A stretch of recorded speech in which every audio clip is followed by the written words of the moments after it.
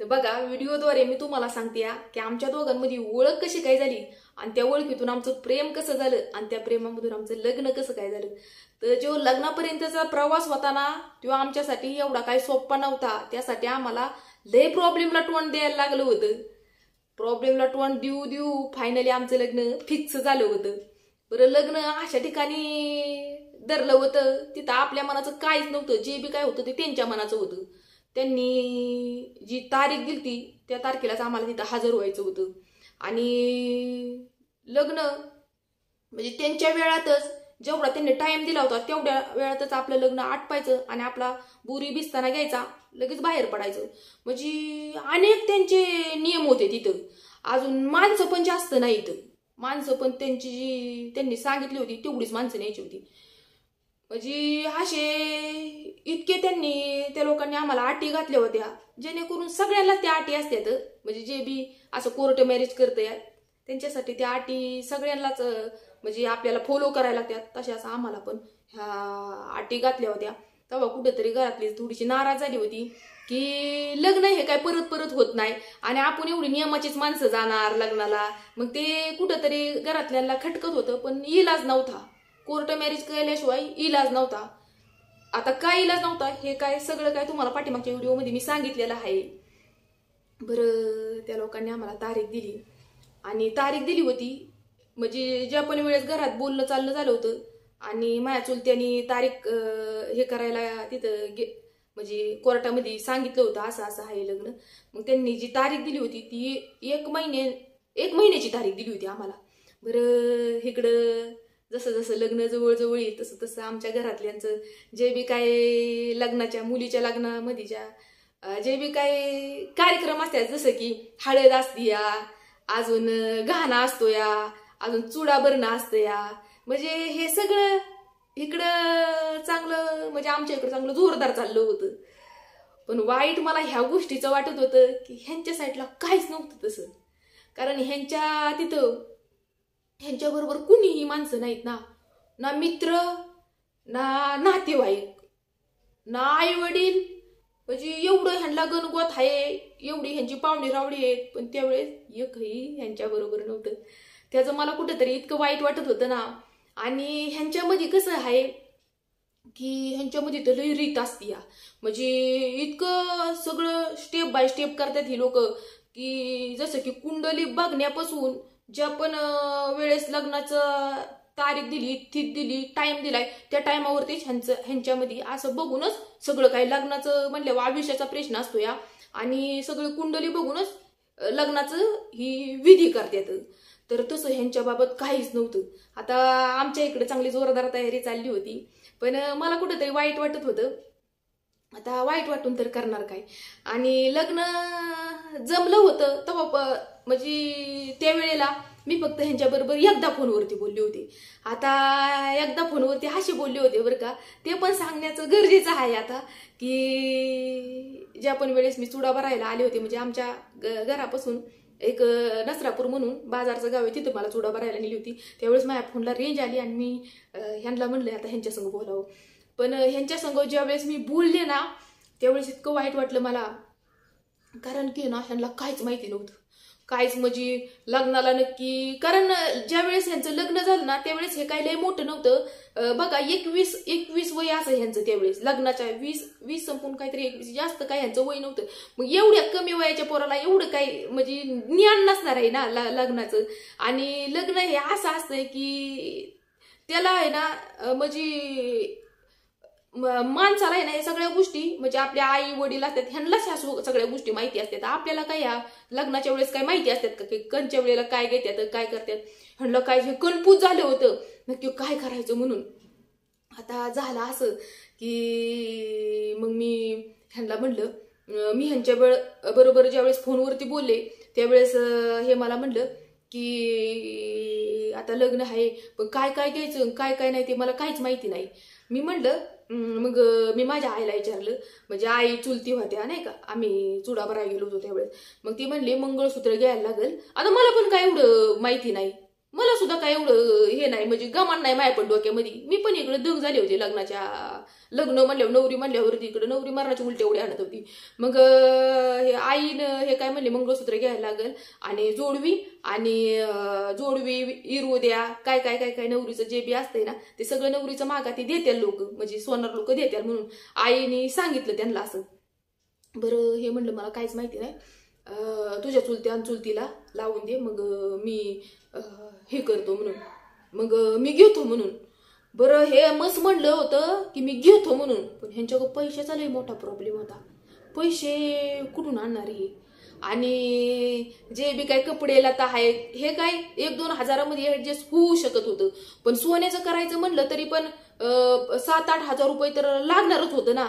मग पैसे कुठं होतं ह्यांच्याकडे. पण हे 1 महिना ज्या वेळेस लग्न आमचं फिक्स झालं ना तेव्हापासून हे कामाला लागलं होतं. आता कामाला कुठं लागलं होतं तर सिक्युरिटीमध्ये कामाला लागलं होतं. आणि त्या सिक्युरिटीचा असा नियम होता, तिथं कामाचा असा नियम होता की 1 महिना होऊन 15 दिवस होऊन नंतर तिथं पगार. हे पण लय मोठा संकट ह्यांच्यावरती येऊन बसलं होतं की आता 1 महिना, आता लग्नाची तारीख तर फिक्स झाली, मग मी गळ्यातलं कधी करणार. आणि 1च महिना झालेलं तिथं कामाला लागलेलं. मग कसं तरी त्या सरांना रिक्वेस्ट करून त्या सरांनी ह्यांचा पगार काढून दिला की बाबा माझं लग्न आहे म्हणून. कसं तरी रिक्वेस्ट करून ते सरत पण देवासारखाचा धावला ह्यांच्या मदतीला आणि कसं तरी ह्यांना पगार काढून दिला. बरं पगार काढून दिल्यावरती सिक्युरिटीमध्ये त्यावेळेस काय एवढा पगार नव्हता, म्हणजे आता पण नसतोय काय काय जणांना आणि काय काय जणांना असतोय, पण त्यावेळेला त्यांना एवढा पगार नव्हता. बरं तेवढ्या पगारामध्ये फक्त मंगळसूत्र, ह्या बघा हे मंगळसूत्र आहे बरं का, ह्या बघा ह्या वाट्या केल्या होत्या त्यांनी. आणि हे काय हे मनी पण हे त्यांनीच केलेलं आहे. आणि हे बारीक बारीक मनी आहे ना हे 10 किलो होतं, 10 इकडं 5 इकडं 5. तर असं त्यांनी केलं होतं. तर ते बघा एवढं आहे ना किती हजाराला बसलं होतं, तर 8 का 9 हजाराला काहीतरी बसलं होतं एवढं सगळं त्यावेळेला, 10 वर्षापूर्वी, 10-12 वर्षाच्या पूर्वी. तर मग माझं चुलता चुलती आली आणि ह्यांनी केलं. बरं काय काय लागतंय ते त्यांनी सांगितलं, पण मलाच माहिती होतं की ह्यांच्याकडे एवढं पैसे नाहीत म्हणून. मग मी माझ्या चुलतीला ह्यांना म्हणलं बरं का की जास्त काय मोठं घेऊ नका म्हणलं, गळ्यातलं छोटंच घ्या गळ्यातलं, नंतर नाही बघू म्हणलं, जास्त काय मोठं घेऊ नका असं सांगितलं बरं का. पण माझ्या चुलतीने माझ्या भावना ओळखल्या. मग माझ्या चुलता चुलती आली, कारण ह्यांना पण काय माहिती नव्हतं कसं करायचंय कसं नाही गळ्यातलं, कधीच केलं नव्हतं ना. मग माझ्या चुलता चुलती पुण्याला आली, मग हे पण मग घेतलं गळ्यातलं.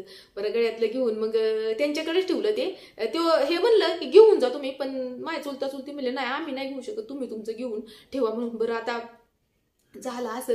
मग ज्या पण वेळेस मी फोनवरती बोलले का, मग आई म्हणली की आता त्यांना पण नाही का रीतीप्रमाणे हळदी लावली पाहिजे ना, जे बी त्यांच्यामध्ये असते हळदीचा किती मोठा मान असतोय त्यांच्यामध्ये. मग म्हणजे सगळ्यांच्याच लग्नामध्ये हळदीचा लय मोठा मान असतो या. मग म्हणजे कुठल्याही काष्टाचं असलं तरी हळदीचा आपल्यातले म्हणजे हळद ही लागलीच पाहिजे ना, हाय का नाही नवऱ्याला. मग आई काय म्हणली, आई चुलती ही म्हणली पण आमच्या इकडे तर बोलवू शकत नव्हतो ना ह्यांना. मग आमच्या इकडं जोरदार तयारी होती, पण आमच्या इकडे कसं बोलवणार ना ह्यांना. मग आई चुलती काय म्हणली, मग माझ्या मावशीला फोन केला. मग माझी मावशी म्हणली पाहुण्याला म्हणावं इकडं या म्हणून आमच्या इकडं. मग इथंच बघा माझी मावशी राहते पुण्यामध्येच आहे. मग मावशीने 2-3 दिवस म्हणली सुट्टी या तुम्ही. आणि म्हणजे त्यांची पण थोडक्यात आपली थोडीशी तयारी अशी झाली की आपलं मंगळसूत्र मलाच केलं होतं त्यांनी, दुसरं काय नव्हतं केलं, स्वतःला कपडे सुद्धा घेतले नव्हते त्यांनी. आणि मग ना कारण बघा पैशाचे प्रॉब्लेम होते म्हणून, बाकी काही नाही. मग हे आले माझ्या मावशीकडे आले आणि मग लग्न बघा दुसऱ्या दिवशी होतं. मग हे आदल्या दिवशी सकाळचं आलं होतं. मग मावशीने काय केलं, 5 मळी काढली, सकाळ दुपार संध्याकाळ. आणि मग तिथल्या 4-5 बायका बोलवून आणि दुसऱ्या दिवशी पण म्हणजे संध्याकाळचं लग्न होतं बघा, काहीतरी 3 का 4 वाजता असं काहीतरी लग्नाचा टाइम होता. मग दुसऱ्या दिवशी 2 वेळा काढली ना, आदल्या दिवशी हे आलतं ना तर आदल्या दिवशी 3 वेळा म्हणजे 5 वेळा अशी त्यांनी तिथं मळी काढली. म्हणजे थोडक्यात आपली की जास्त काय नाही, पण आपलं मावशीने आपलं रीतीप्रमाणे जे त्यांच्यात रीत जी असते तसं आपलं मावशीने तिथं त्यांचं मळी हे काढलं आणि 5 बायका बोलून. आणि मग दुसऱ्या दिवशी मग म्हणजे मावशीने सगळं केलेलं त्यांचं, ह्यांचं सगळं मावशीनेच केलं होतं. मेहंदी लावणं, अजून मळी काढणं, अजून जे बी काही रीत असते, जे बी काय तिला थोडंसं म्हणजे ह्यांच्यामधलं काय आम्हाला एवढं माहिती नव्हतं, पण आमच्यामध्ये जसं जसं रीती करतात ना, रीती बाती, तसं थोडक्यात ह्यांचं सगळं काय मावशीने केलं. बरं झाला त्या दिवस की दुसऱ्या दिवशी निघाली लग्नाचं. मग झालं असं की जी कपडे होती तर ह्यांनी काय जुनीच कपडे घातली होती. मग माझ्या आईने माझ्या भावाला कपडे हे करायला म्हणजे कपडे घेऊन मावशीच्या तिथं पाठवलं की पाहुण्याला हे कपडे देऊन ये म्हणून, नाही का, तू उद्या नवरदेव म्हणून यायचं म्हणल्यावरती. मग ही आली तर कोर्टामध्ये तिथं, आणि मग आम्ही पण तिकडून आलो गाडी करून. गाडी करून त्या गाडीत येण्यासाठी पण गावाकडची आमच्या लोक एवढी म्हणजे बसलेली गच्च भरून, म्हणजे आम्हाला बसायला जागाच नव्हती. आता मला गावात नेलेली बरं का, म्हणजे मी नवरी झालेली ना त्यावेळेस, आणि मला गावात नेलेली हे करायला काय ते देवाच्या सगळ्या पाया पडायला. त्यावेळेस आईचं आणि ह्याचं ठरलं, आईचं आणि घरातल्यांचं ठरलं. आता हिला 5 दिवस जे असतात आपल्या बरोबर, कोण आजी किंवा पुरी येतात 5 दिवसाला 5 परातनी, आमच्या तिकडे 5 परातनी म्हणतात, तर तसं काहीतरी आजीला लावायचं ठरलं. हे मला माहितीच नाही की आजी आमची माझ्याबरोबर येणार होती म्हणून. आणि ज्या पण वेळेस आमच्या तिकडे कसं असतं या म्हणजे गावाकडे सहसा असं असतं की ज्या पण वेळेस आपण घरातली बाहेर निघालं नवरी तर पाठीमागं वळून बघायचं नाही, परत घरात यायचं नाही. मग ज्या पण वेळेस मी घरी म्हणजे गावात गेले ना पाया पडायला, मग गावातनीच मला गाडीवरती आणली होती. आणि ज्या पण वेळेस गाडीत बसायला जागा ना, इतकी माणसं वाईट म्हणजे माणसं आहे ना, माणसं मला बसून देईना. तर पुण्याला यायचं म्हणून त्यांना लय आनंद झालेला, लय म्हणजे लय आनंद, लय गाडीवर म्हणजे बारकांडी पोरं तर लय रडत होती लग्नाला. म्हणजे पुण्याला यायचं, लग्न म्हणल्यावरती, लग्न म्हणल्यावर गावाकडची लोक किती भारी वाटतं लग्नाला जायचं म्हणल्यावर. पण तिथं नियम असा असल्यामुळं मला मस्त वाईट वाटत होतं. तर तिथं नियम असा असल्यामुळं तरी पण इतकी लोक आली होती, तिथं बाहेर बसली होती लोक, म्हणजे आतमध्ये कुणाला घेतलं नव्हतं लग्नाच्या वेळेस, बाहेर बसली होती आमची लोक. पण आमची पुण्यातली जेवढी पण नातेवाईक आहे, तुम्हाला बघा फोटो मी टाकलेला आहे, त्याचे बघून तर तुम्ही ओळखलेलाच असणार. किती म्हणजे फक्त ती बावकीतला आमच्या कुणीही नव्हतं, फक्त ती आमच्या घरातलीच लोक होती, बाहेर बसली होती. पण जर बावकीतली आणायची म्हणलं असतं ना तर तिथं आम्हाला लय ओरडली असतील ना. त्यांचं जे नियम आम्ही सांगितलं होतं त्यांनी एवढीच लोक आणायची, मग आम्हाला तेवढीच लोक घेऊन जाणं गरजेचं होतं.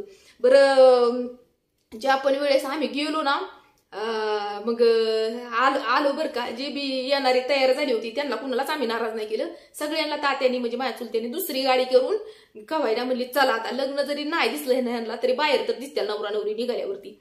मग आलो आम्ही तिथं.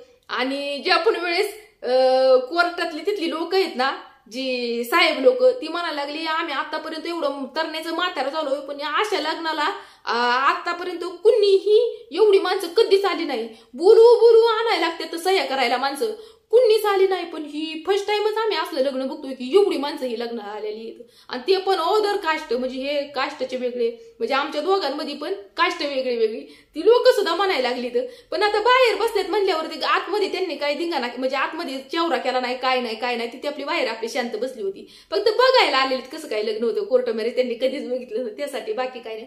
आणि मग लग्न हे आतमध्ये उराकलं बरं का. एवढा छोटासा आपला रूम होता. मग लग्न हे सगळ्या विधी ह्या व्यवस्थित झाल्या जिथल्या तिथं. मग बाहेर आल्यावरती मग आमचा फोटोचा कार्यक्रम सुरू झाला. तर बघा त्याच्यानंतर पण पुढं लय भयंकर घडलं होतं. भयंकर म्हणजे ते पुढच्या व्हिडिओमध्ये मी तुम्हाला सांगेल. आता त्या आजीचं पण सांगितलंय ना, आणि का सांगितलंय तर इथून पुढं की काय घडलं नक्की तर ते तुम्हाला सांगते पुढच्या व्हिडिओमध्ये. तोपर्यंत सगळ्यांना बाय बाय. आणि संपूर्ण व्हिडिओ बघितला त्याच्याबद्दल पण तुमचं सगळ्यांचं मनापासून धन्यवाद.